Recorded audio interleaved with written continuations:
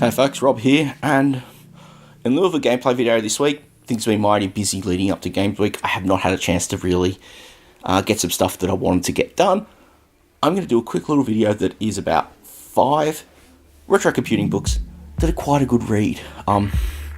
There's been a few, comments, and I've sort of got a lot of knowledge in this area, and a lot of it is really coming from just reading up and stuff. I like learning about the machines that I have in the collection and others that are sort of interesting in a historical sense.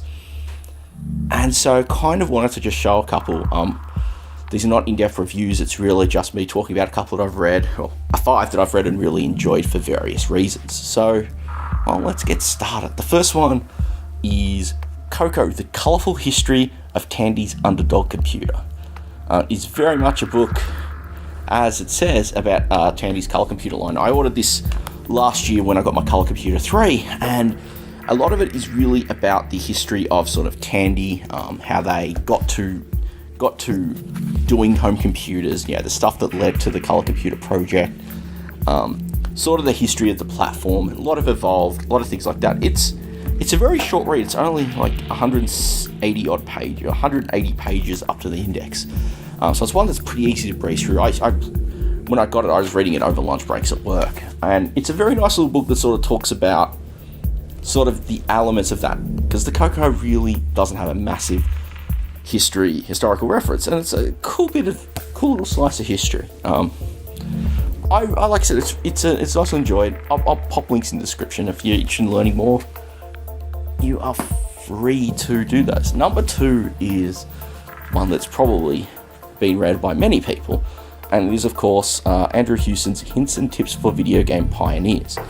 This was, of course, originally kickstarted way back in 2013 and came out last year, 2016, after he, of course, fell ill during writing it.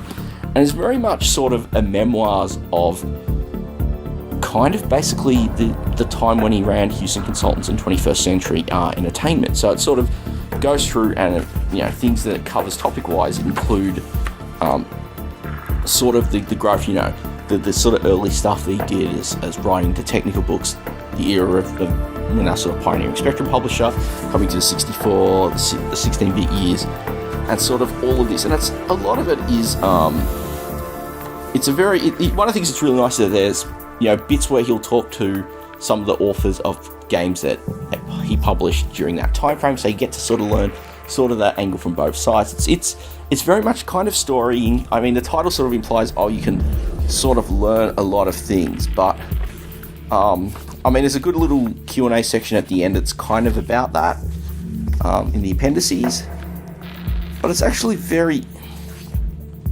interesting. Part of it also talks about the transition out of the British losing ground because of the console invasion.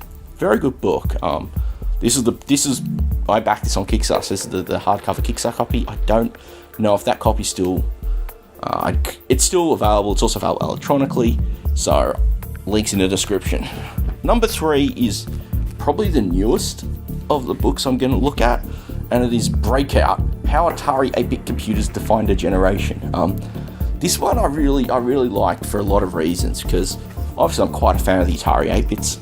I do apologise for not having video content on them of late. My 800 XL has a problem that needs to be fixed. I miss it because I miss playing Star Raiders. And this one is very much about, it's kind of I'm sort of flicking through the index, because this one is kind of, it talks about sort of the history of the platform and the evolution, but also about using them.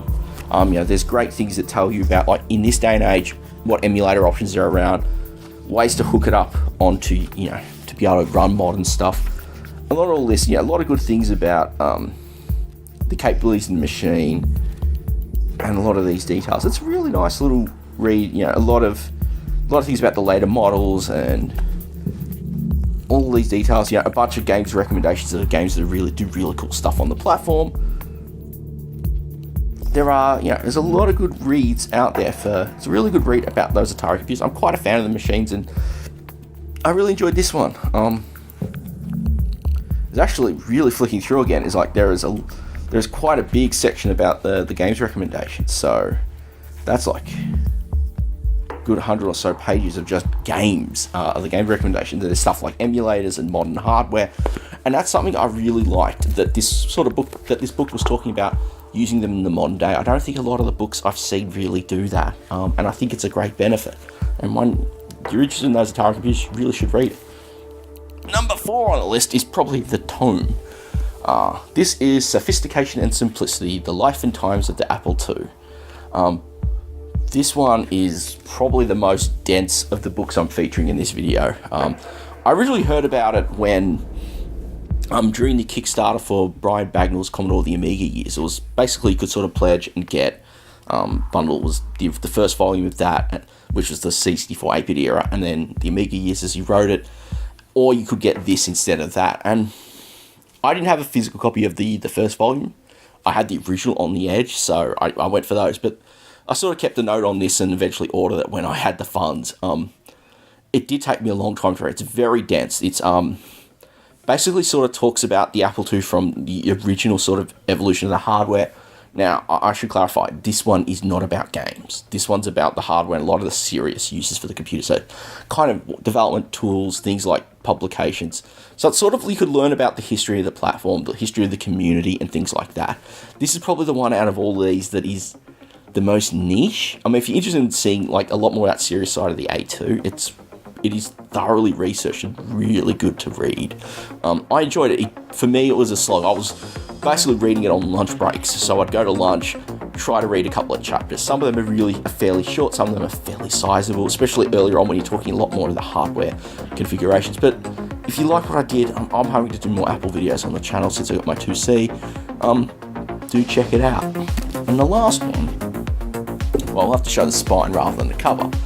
It is Sensible Software, 1986 to 1999, published by Read Only Memory. I love the cover for this with the little Sensible Software, Sensible Soccer characters.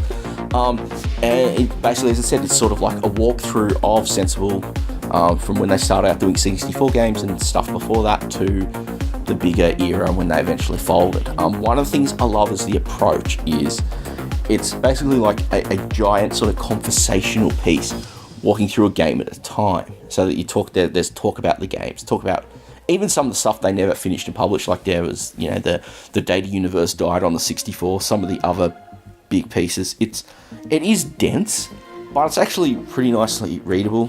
Some nice photos in the middle. Yeah, it's a bit of Parallax. I looked at Parallax a few months ago. It's a great game.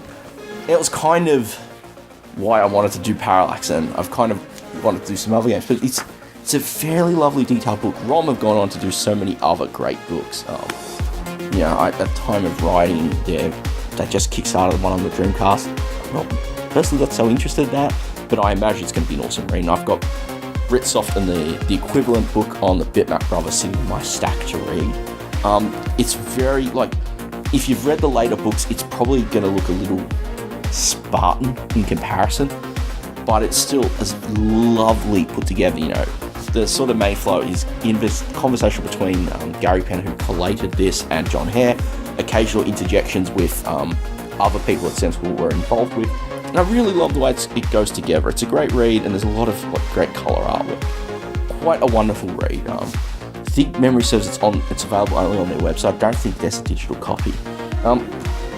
So that's 5 of them. I've got a whole bunch more that I would recommend. I may do another video like this if you all are interested. I'm going to pop some links in the description.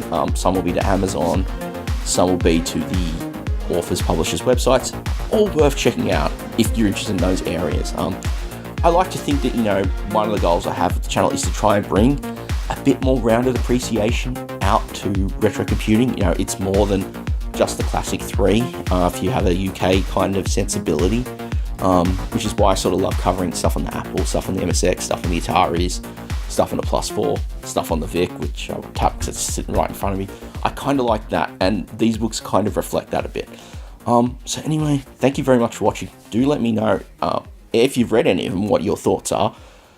If there's any that might be worth me checking out, because I've got a stack in my room office of ones that I'm trying to go through, and others that I would like to get around to. And there's others that I do want to talk about in future videos, but that's sort of like, if you enjoyed this, do let me know so I can, of course, factor in production. But anyway, as always, new videos come out Friday, so do subscribe. Possibly turn on those notifications if you want to learn. Make sure you're aware of what's going on that front. And there's plenty more videos you'll see on the playlist and stuff. So thank you very much for watching, and I'll see you all next time.